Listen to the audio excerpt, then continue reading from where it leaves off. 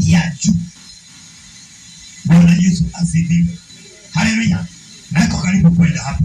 Niko karibu kufika hapo. Others are surrounded by spirits. Gani? Wakati umeenda kwa mganga kwa nyumba, anakuhakishia kando.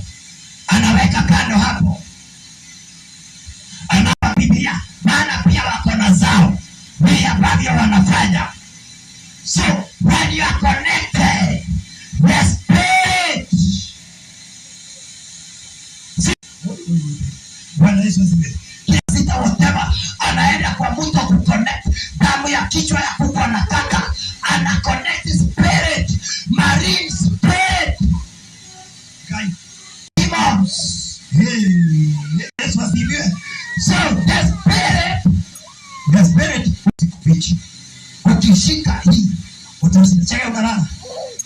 Ukishika hii haki ya Mungu, utashinda milele. I am telling you for sure. Ukishika kile na kubudisha leo, you arrive, you change forever and never in Jesus name. Bwana Yesu asifiwe. So, the spirit in the altar work according to the ruler. The spirit that is in the altar. Kima uchinje.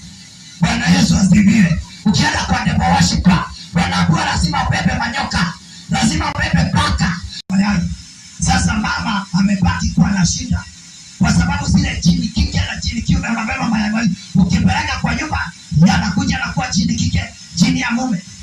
So, unapata kwamba mwanaume na mwanamke, kwa sababu alijipeana kudhati kino, roho ile inabeba, inachukua ushukani, inabeba maisha mwana.